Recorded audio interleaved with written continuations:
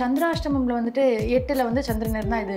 அப்ப எல்லாமே வந்துட்டு ஒன்னொன்னா சந்திரனை பேஸ் பண்ணி தான் சொல்லுதுன்னா, ஜோதிடம் சந்திரன், சூரியன், குரு, சனியை மட்டும் தான் வந்துட்டு பேஸ் பண்ணியே இருக்கா சார்? எல்லா கிரகங்களும் 9 கிரகங்களையும் சேர்த்து தான் சொல்றாங்க. அது இந்த 4 கிரகங்களை மட்டும் கிடையாது.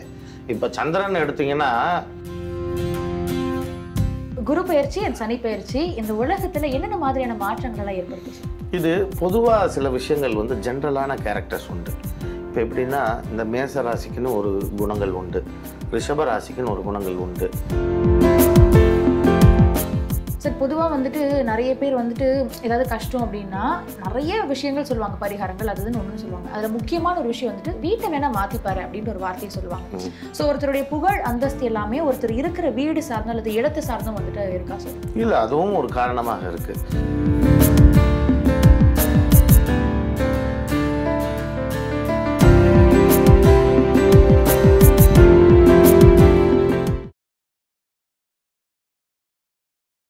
அப்போ இந்த சந்திராஷ்டமம்ல வந்துட்டு 8ல வந்து சந்திரன் இருந்தா இது.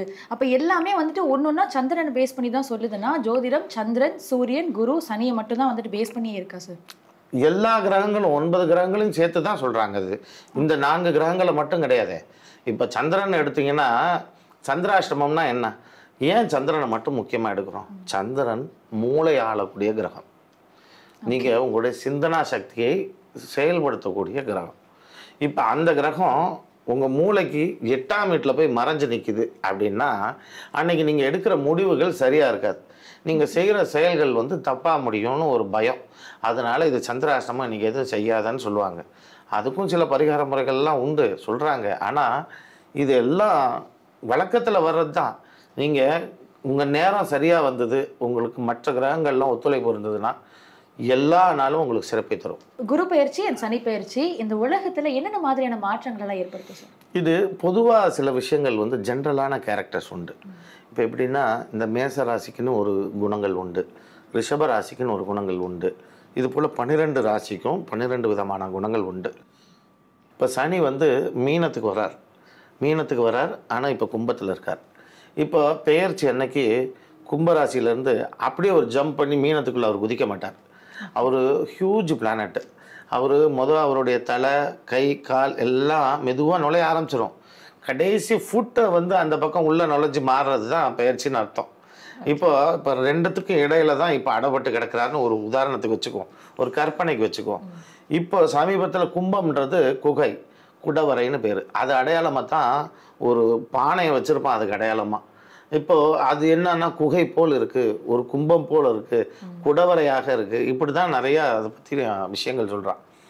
இப்போ சனி அங்கே உட்கார்ந்துருந்துக்கப்ப உள்ள சனி கும்பத்துக்குள்ளே நுழைய ஆரம்பிக்கும் போதே பார்த்திங்கன்னா, ஒரு டன்னல் வந்து ஒரு குகை வந்து சரிஞ்சு நிறைய பேர் பாதிச்சாங்க, மாட்டிக்கிட்டாங்க. அப்போ அவங்கள காப்பாற்றினாங்க. இப்போ பார்த்திங்கன்னா ஸ்டில் இப்போ ஒரு குகை வந்து இடிஞ்சு விழுந்து உள்ளே 8 பேர் மாட்டியிருக்கிறாங்க. இப்போயுமே இப்போ நியூஸில் அது போயிட்டுருக்குது. அப்போது இது எல்லாம் இன்னும் சனி அந்த இடத்துல தான் இருக்குன்றதுக்கு அடையாளங்கள் இதெல்லாம். இப்போ அடுத்து மீனத்துக்குள்ளே நுழைகிறார் அப்படின்னா, மீன ராசியிலேருந்து யாரெல்லாம் பார்ப்பார் அப்படின்றது ஒரு கொஸ்டின். மீன ராசின்றது குருவனுடைய வீடு. அடுத்து அவர் பார்க்கக்கூடிய ராசி சுக்கிரனுடைய வீடு, ரிஷபத்தை பார்ப்பார். அடுத்து அவர் பார்க்கக்கூடியது புதனோட வீடை, அது 7ஆம் வீடாக பார்ப்பார். 10ஆம் பார்வை திரும்ப குருவுடைய வீட்டையே பார்ப்பார். இப்போது குருவனுடைய வீட்டிலேருந்து சுக்கிரனுடைய வீடை பார்க்கும் பொழுது இதுக்கு ஒரு அர்த்தம் உண்டு.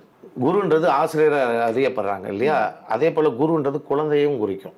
இப்போ குரு வீட்டில் இருந்துட்டு சுக்கிரனை சனி பார்க்க துவங்கும் பொழுது சுக்கிரன்றது காம கிரகம்னு சொல்லுவாங்க. இப்போ நிறைய பார்த்தீங்கன்னா இந்த ஃபோக்ஸோ சட்டம் நிறைய வருது. இப்போ இந்த வாத்தியார் வந்து குழந்தைகள்கிட்ட அத்துமீறல் நடக்கிறதெல்லாம் இப்போ நிறையா நடக்குது.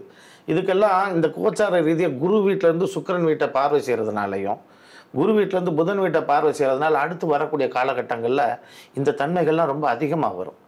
அதாவது இந்த பாலியல் குற்றங்களோ, இந்த குழந்தைகள் மேலே ஈடுபடுத்தக்கூடிய குற்றங்களோ, இதெல்லாம் அடுத்து வரக்கூடிய காலகட்டங்கள். மீனத்தில் சனி நிற்கக்கூடிய 2 வருட காலத்துக்கு அதிகமாக நடக்கும். அடுத்து புதனுடைய வீடை பார்வை செய்யுது. புதன் கல்வி சார்ந்த விஷயங்களை குறிக்கும். அப்போ கல்வியில் நிறைய மாற்றங்களை கொண்டு வருவாங்க. கல்வியை கொண்டு இப்போ மும்மொழி கொள்கை அது இதுன்னு கல்வியில் கட்டாய இந்தியெல்லாம் கொண்டு வராங்க இல்லையா. இது எல்லாம் புதன் வீட்டை குரு வீட்டில் இருந்து சனி பார்க்கறதுனால இப்போ இது மெதுவாக துவங்குது. இது அடுத்து வரக்கூடிய 2-2.5 வருஷத்துக்கு கல்வி சார்ந்த பிரச்சனைகளும் தொடர்ந்து நடக்கும். இதுபோல் நிறைய விஷயங்கள், இன்னும் ஆன்மீகம் சார்ந்த கிரகங்களும் இந்த குரு தான். இப்போ இங்கே வந்து சனி கரெக்டாக அவருடைய சுக்கிரனோட வீட்டையும் பார்வை செய்கிறாரு, அங்கே புதனோட வீட்டையும் பார்வை செய்கிறார். அப்போ என்ன ஆகும்? இது ஆன்மீக பெரியவர்களையும் குறிக்கும். ஆன்மீக பெரியவர்கள் மீண்டும் யாராவது ஒருத்தங்க பழைய கேஸ் ஒருத்தர் சிக்கினாரே, அதுபோல் சிக்கிறதுக்கும் அடுத்து வரக்கூடிய 2 வருட காலத்தில் வாய்ப்புண்டு. ஆன்மீக தலைவர்களுக்கும் உடல் ரீதியாகவும் துன்பத்தை கொடுக்கும். அவங்க நிறைய சிக்கல்களில் மாட்டுவாங்க, அல்லது புதிய சட்டங்கள் இயற்றப்படும். அவங்களுடைய சொத்துக்களை பறிமுதல் பண்ணுறதுக்கோ அல்லது ஒழுங்குமுறைப்படுத்துறதுக்கோ புதிய சட்டங்களும் வரலாம். இது போல் நிறைய விஷயங்கள் ஆன்மீக தலைவர்களை நோக்கியும் இதெல்லாம் படையெடுக்கலாம். இப்போ இது எல்லாமே சனின்ற கிரகம் வந்து இந்த ராசிகளை பார்க்கறதுனாலேயே ஏற்படக்கூடிய பொது பலன்கள். இது பொதுவான பலன்கள். ஆனால் அங்கொன்று இங்கொன்றுமா நடந்துக்கிட்டே இருக்கும். இதில் மற்ற கிரகங்களும் சுற்றி உள்ளே வந்து அதோடைய பார்வைக்குள்ளே வருது இல்லையா, அதுக்கு தகுந்த மாதிரி கிரகங்கள் மாறும். ஒரே மாதிரி பலன்கள் நடக்காது. இப்போ சனி பார்க்கும்போது இந்த மாதிரி தாக்கங்களில் பண்ணுது இல்லையா, குரு பார்க்கக்கூடிய ராசிகள்லாம் அங்கீகாரம் பெறும். அந்த இடத்துல விளையக்கூடிய பொருட்கள் எல்லாம் விலை உயர்வு பெறும். அது என்னென்ன பொருட்களை குறிக்குதோ அதெல்லாம் விலைவாசி உயரும், அல்லது வந்து நல்ல மதிப்பை கொடுக்கும். இது போல் பல விஷயங்கள் இருக்குது. தோராயமாக நீங்கள் கேட்டதுக்காக இது 2 சொல்கிறேன். மற்ற கிரகங்களுடைய தன்மைகளை பொறுத்து பலன்கள்லாம் நிறைய மாறிக்கிட்டு வரும். இப்போ சனி பயிற்சின்னும் பொழுது அதோடைய முதல் 2.5 வருஷத்தில் நடக்குதுன்னா நிறைய விரயங்கள் ஏற்படும் அப்படின்னு சொல்கிறாங்க. ஆனால் அந்த டைமில் நீங்கள் நல்ல விரயமாகவும் நீங்கள் பண்ணலாம் அப்படின்னும் சில பேர் சொல்கிறாங்க. இப்போ வந்து ஒரு கல்யாண விசேஷமாக இருக்கட்டும், இல்லை ஏதாவது விசேஷங்களுக்கும் நீங்கள் விரயம் பண்ணலாம் அப்படின்னு சொல்கிறாங்க. அது நம்ம விரயம் பண்ணுறதும் அந்த விரயத்துக்குள்ளே தான் வருமா சார்? அதாவது விரயம் தான். ஆனால் அந்த விஷயத்துக்கு, அந்த கான்செப்டுக்கு நான் முரண்படுறேன். இப்போ சனி விரயம் பண்ணுதுன்றதுக்காக நம்மளாக போய் வாலண்டராக ஒரு செலவு பண்ணுறதே ஒரு முட்டாள்தனம். இப்போ வந்து நாளைக்கு இந்த சட்டை கிழிஞ்சு போகுதுன்னு தெரிஞ்சால் இன்றைக்கே நான் சட்டையை கிழிச்சிட்டு இருக்கிறது பைத்தியக்காரத்தனம். அந்த மாதிரி எல்லாம் பண்ண முடியாது. சனி விரயம் மட்டும்தான் பண்ணணும்னு நம்ம நினச்சிக்கிட்டு இருப்போம். ஆனால் வேற ஒரு கிரகம் வேற ஒரு விஷயத்தை பண்ணிட்டு போயிடும். இப்போது ஒரு கிரகத்து மேலே பழியை போடுறது நிறுத்தணும். காலகாலமாக சனீஸ்வரர் மேலே பழியை சொல்லி சொல்லி பழகிட்டதுனால நமக்கு அப்படி பழகிருச்சு. ஆனால் அதே கெடுதலை ஒரு புதன் கூட செய்யலாம், ஒரு செவ்வாய் கூட செய்யலாம், ஒரு குருவே செய்யலாம். எந்த கிரகம் வேணாலும் செய்யலான்றது தான் முக்கியம். இப்போ நான் நல்லவன் அப்படின்னு சொல்லிக்குவேன். நான் எல்லா நேரம் நல்லவனாக இருப்பேனா? நான் எல்லா இடத்துலையும் ஒவ்வொரு ஃபேஸை காட்ட தானே செய்யணும். அப்போது ஒவ்வொரு கிரகமும் அப்படி தானே இயங்கும். ஒரு கிரகம் இந்த தன்மை உள்ளதுன்னா அது ஒவ்வொரு இடத்துக்கு தகுந்த மாதிரி மூடு மாறும். இப்போ நான் முதலே சொன்ன மாதிரி நீங்கள் இங்கே இருக்கிறீங்க, ரொம்ப பேசிகிட்டு இருக்கீங்க, உங்கள் ஃப்ரெண்டோட இருந்தால் எப்படி ரியாக்ட் ஆவீங்க? பிடிக்காத ஆளோட்ட உட்காந்து பேசிகிட்டு இருக்கும்போது எவ்வளோ கோவப்படுவீங்க? அப்போ நீங்கள் ஒவ்வொரு இடத்துக்கு தகுந்த மாதிரி, ஆளுக்கு தகுந்த மாதிரி மாறுறீங்கல்ல, அதே தான் கிரகங்களும். அது இருக்கக்கூடிய இடத்துக்கு தகுந்த மாதிரி அதோட கேரக்டர் மூடை சேஞ்ச் பண்ணும். அது நம்ம கரெக்டாக பார்த்து சொன்னாலே ஜோதிடத்தில் நெருங்கி பலன் சொல்லிடலாம். சார், பொதுவாக வந்துட்டு நிறைய பேர் வந்துட்டு ஏதாவது கஷ்டம் அப்படின்னா நிறைய விஷயங்கள் சொல்லுவாங்க, பரிகாரங்கள் அதுன்னு ஒன்று சொல்லுவாங்க. அதில் முக்கியமான ஒரு விஷயம் வந்துட்டு வீட்டை வேணால் மாற்றிப்பாரு அப்படின்ற ஒரு வார்த்தையை சொல்லுவாங்க. ஸோ ஒருத்தருடைய புகழ் அந்தஸ்து எல்லாமே ஒருத்தர் இருக்கிற வீடு சார்ந்தும் அல்லது இடத்தை சார்ந்தும் வந்துட்டு இருக்கா சார்? இல்லை, அதுவும் ஒரு காரணமாக இருக்குது. ஒரு குடியிருக்கக்கூடிய வீடு எல்லாமே அந்த காற்றோட்டம் மிகுந்ததாக இருக்கணும்னு என்னுடைய நண்பர் கூட சொல்லுவார். அது சரிதான். வாஸ்துன்றது அது ஒரு தனிப்பட்ட ஒரு சயின்ஸ். அந்த சயின்ஸ் காற்றோட்டம் இதெல்லாம் நம்ம வீட்டுக்கு சமச்சீராக இருக்கணும். அப்போ தான் வந்து நம்முடைய புத்தி நல்ல விதமாக யோசிக்கும்.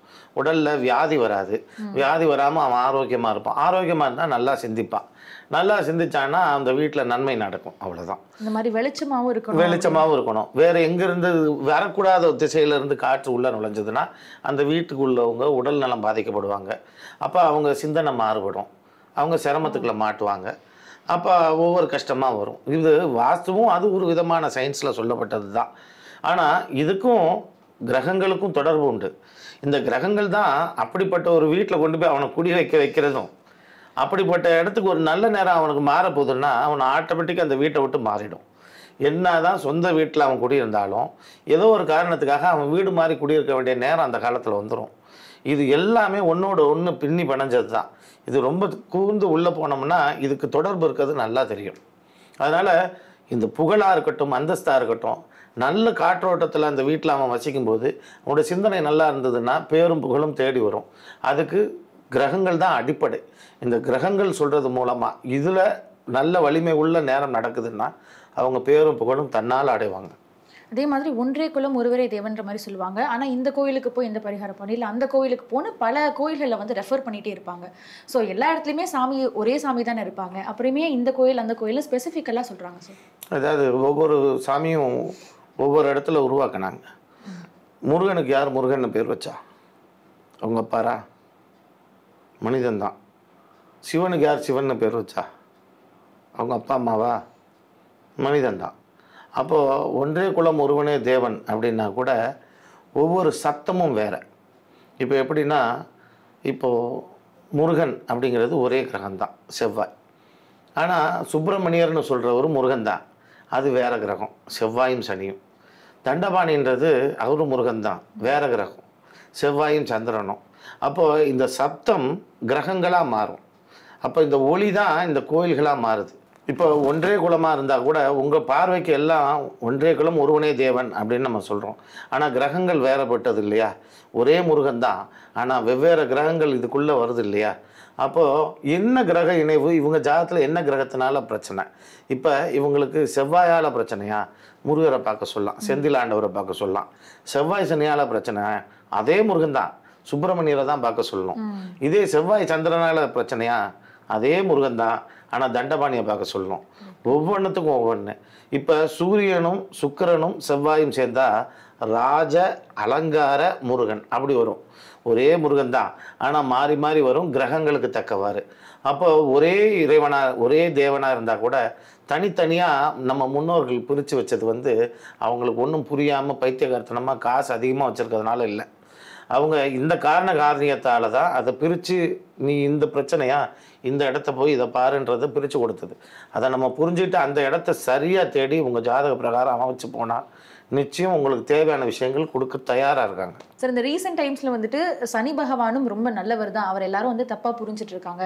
நீங்கள் கேட்குற வழியில் கேட்குற முறைப்படி சனி பகவான் கிட்ட கேட்டால் அவரும் கொடுக்கக்கூடியவர் தான், நல்ல விஷயங்களை கொடுக்கக்கூடியவர் தான் அப்படின்லாமும் சொல்கிறாங்க. ஸோ இது வந்துட்டு எந்த அளவுக்கு சரியான ஒரு கூற்று சார்? எப்படி கேட்குறதுமா கேட்கணும்னா அப்படி கையை கட்டிட்டு கேட்கணுமா? அப்படியெல்லாம் ஒன்றும் இல்லை. அது அவங்க அவங்களெல்லாம் பிளானட்ஸாக பார்த்து பழகுங்க. அவங்க எல்லாருமே ஒரு மனிதன் கிடையாது. முதல்ல அவங்கள்ட்ட கேட்குற விதமானா அவங்கள்ட்ட ஒரு பூ தட்டு வெத்தலை பாக்கெல்லாம் வச்சு அப்பா எனக்கு கொடுப்பான்னா இந்தாப்பா எனக்கு கொடுப்பாங்களா?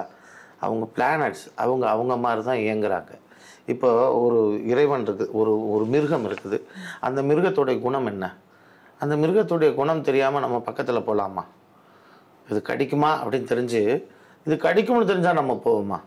அப்போ ஒவ்வொரு விஷயத்தையும் குணாதிசயங்கள்னு ஒன்று இருக்குது. சனீஸ்வரன்றது ஒரு பிளானட், அவருக்கு ஒரு குணாதிசயம் உண்டு. அவராக நினச்சாலும் இந்தாப்பா நீ வச்சுக்கோ, இந்தாம்மா ஏஞ்சல் நீ வச்சுக்கோன்னு உங்களுக்கு அள்ளி கொடுக்க முடியாது. உங்கள் ஜாதகத்தில் அதுக்கு உண்டான சாத்தியக்கூறு இருக்கணும். அவர் உங்களுக்கு கொடுக்க வேண்டிய நேரத்தில் கொடுக்க வேண்டிய இடத்துக்கு அவர் வரணும். வரும்பொழுது மற்ற கிரகங்கள் நினச்சா கூட அதை தடுக்க முடியாது. அவர் கொடுக்க வேண்டியதை கொடுக்க தான் செய்வார். ரஜினிகாந்த் மாதிரி நான் எப்போ வருவேன் எப்படி வருவேன்னு தெரியாது, வர வேண்டிய நேரத்தில் கரெக்டாக வருவேன்னு வரல, அதே தான் இவர் கொடுப்பார். ஆனால் நம்ம எந்த விதத்தில் கேட்டாலும், இப்படி போய் தலைகீழாக பல்ட்டி அடிச்சுட்டு போய் கேட்டாலும் அதெல்லாம் தரமாட்டார். நம்ம வந்து அது கிரகமாக பார்க்கணும். அந்த கிரகம் அதனுடைய கடமையை அந்த இடத்துக்கு வரும் பொழுது செஞ்சே தீரும். அந்த மாதிரி சனி பெயர்ச்சி அப்போ கம்பல்சரி வந்துட்டு கோயிலுக்கு போகணும்னு வந்து ஃபோர்ஸ் பண்ணுறதோ இல்லை அவங்களுடைய பேர்களில் தான் வந்து அர்ச்சனை பண்ணணும் அப்படின்ற ஒரு விஷயத்தை கான்ஸ்டண்ட்டாக சொல்கிறாங்க. அதன் பின்னாடி இருக்கிற சயின்ஸ் இதெல்லாம் ஒன்றுமே கிடையாதுமா. இது கோயிலுக்கு போகணும் அப்படின்னா இப்போ நீங்கள் தியானித்தல்னு ஒன்று சொல்லுவாங்க, நம்ம முன்னோர்கள் சொன்னது தான். இப்போ நீங்கள் பிள்ளையாரை நீங்கள் நினச்சி கும்பிடணுமா? எங்கேயும் போக முடியலையா? வீட்டிலேயே உட்காந்துருங்க, கண்ணை மூடுங்க. விநாயகர் தலை எப்படி இருக்கும், விநாயகருடைய துதிக்கை எப்படி இருக்கும், அவருடைய காது எப்படி இருக்கும், அவருடைய கால் எப்படி இருக்கும், அவர் வயிறு எப்படி இருக்கும், இதெல்லாம் ஒரு 2 நிமிஷம் கற்பனை பண்ணுங்கள். கற்பனை பண்ணிவிட்டு கண்ணை திறந்து பாருங்கள். விநாயகரை நேரில் பார்த்த மாதிரி ஒரு ஃபீல் இருக்கும். அதுதான் அந்த உணர்வு. இந்த உணர்வு தான் இறைவன். அந்த உங்கள் மூளையின் மூலமாக தான் அவன் உள்ளே நுழைவான். அப்போ இவர் இந்த கோயிலுக்கு போய் இந்த சனி பெயர்ச்சி அன்னைக்கு ஏன் அதுக்கு முந்தின நாள் போனால் அவர் ஒத்துக்க மாட்டாரா? அதுக்கு அடுத்த நாள் போனால் அவர் ஒத்துக்க மாட்டாரா? அந்த சனி பெயர்ச்சி அன்னைக்கு போய் கும்பிடு போட்டு கேட்குறது, தலைகளாக நின்று கேட்குறது, இதெல்லாம் ஆகாது. நம்முடைய கடமையை ஒழுங்காக செஞ்சுக்கிட்டு இருந்தோம்னாலே பண்ணலாம். உட்கார்ந்த இடத்துல தியானிங்க, வந்துடுவார், அவ்வளோதான். அவர் வந்து ஒன்றும் செய்ய போகிறதில்ல. அவர் எப்போ செய்வாரோ அப்போ தான் செய்வார். இருந்தாலும் நம்முடைய போக்கில் போகட்டும், கிரகங்கள் அது வேலையை அது கரெக்டாக செய்யும். சார் இந்த குரு பயிற்சினால இல்லைன்னா சனி பயிற்சினால பாதிக்கப்படாமல் இருக்கிறதுக்கு இந்த ஹோமம் இந்த மாதிரி பரிகாரங்கள்லாம் பண்ணுறாங்களே, அதெல்லாம் வந்துட்டு எந்த அளவுக்கு எஃபெக்டிவாக இருக்கும் சார்? இது ஒன்றும் இல்லை, சவுண்டு தான், சப்தம் தான். இப்போ ஒலி அலைகளில் சில சக்தி உண்டு. இப்போ நிறைய பேர் இந்த மந்திர பிரயோகம் பண்ணுற முறையிலேயே வித்தியாசம் இருக்கும். ஒரு 10 பேர் மந்திர பிரயோகம் பண்ணுறாங்கன்னா ஒருத்தர் கணீர் கணீர்னு சொல்லுவார், ஒருத்தர் வாய்க்குள்ளேயே சொல்லுவார், ஒருத்தர் வந்து சொல்கிறது காதலே விழாது, ஒருத்தருக்கு அவருக்கே காதல் விழாது. இப்படியெல்லாம் நிறைய வெரைட்டி இருக்காங்க இல்லையா? இப்போ ஒவ்வொருத்தரும் ஒவ்வொரு விதமாக இந்த சப்தத்தை உண்டு பண்ணுவாங்க. இந்த சப்தம் பறக்கும்போது சரியான அலைவரிசையில் பறக்கும்போது அது ஒளி பறக்கும், ஒரு சக்தி பறக்கும். இது டெம்பரரியான சக்தி. ஒவ்வொரு மந்திரத்துக்குள்ளேயும் அந்த சக்தி பிறக்கிறதுக்கு உண்டான பீஜாட்சரங்கள் வச்சுருக்கிறாங்க. அதை பிரயோகம் பண்ணுற முறையும் ஒன்று இருக்குது. இப்போ இங்கே மந்திரம் சொல்லிக்கிட்டு இங்கே மொபைல் பார்த்துக்கிட்டு இருக்கிறவங்கள நிறைய பேரை பார்த்துருக்கேன். நீங்கள் பார்த்துருக்கீங்களா? அதே போல் மந்திரம் சொல்லிக்கிட்டே இருக்கும்போது இந்த பக்கம் இன்னொரு ஹேண்ட்ஸ் எடுத்து வாயில் போட்டவங்களையும் பார்த்துருக்குறேன். மந்திரம் சொல்லிக்கிட்டு இருக்கும்போது திடீர்னு ஒரு செத்த நேரம் நான் அங்கிட்டு போய் பேசிட்டு வரவங்களையும் பார்த்துருக்குறேன். இப்போ முறையாக சொல்கிறவங்களும் அங்கே தான் இருக்காங்க, முறை இல்லாமல் சொல்கிறவங்களும் அங்கே தான் இருக்காங்க. அப்போது அதை சரியான வகையில் பிரயோகம் பண்ணும்போது ஒரு டெம்ப்ரரியான ஒரு சின்ன ஒரு ஃபோர்ஸ் அங்கே க்ரியேட் ஆகும். அந்த ஃபோர்ஸ் நம்ம உடலுக்கு நன்மை அப்படின்னு ஒரு நம்பிக்கை, அவ்வளோதான். இதுக்காக தான் காலங்காலமாக பண்ணுறாங்க. பட் அந்த ஒளியில் அந்த சத்தத்தில் ஒரு உணர்வை, ஒரு அதிர்வை கொண்டு வர முடியுன்றது சத்தியமான உண்மை. இது நம்முடைய பாரம்பரிய முறையிலேருந்தே இது கடைப்பிடிச்சிட்டு வராங்க. இன்றைக்கும் அதை பண்ணலாம். இது லாங் ஸ்டாண்டிங்கான ஒரு பலன்களை கொடுக்குமா அப்படின்னா எனக்கு உறுதியாக சொல்ல முடியாது. அது இறை ஆலயங்களில் அந்த சக்தி உண்டு. ஆனால் இந்த டெம்பரரியாக க்ரியேட் பண்ணுற விஷயங்கள் டெம்பரரியாக தான் அது வேலை செய்யும், ஒரு குறிப்பிட்ட காலங்களுக்கு, அவ்வளவுதான். சார், ஜோதிடர்களுக்குமே ஜோதிடம் சொல்லிக் கொடுக்கக்கூடிய ஒரு ஆசிரியராக இருந்ததுனால அந்த குரு பயிற்சி, சனி பயிற்சி, ஜோதிடம் சார்ந்த நிறைய கேள்விகளுக்கு வித்தியாசமான பெர்ஸ்பெக்டிவ்ல நீங்கள் பதிலளிச்சிங்க. அதுக்காக ரொம்ப நன்றி சார். Thank you so much. நன்றிம்மா, நன்றி.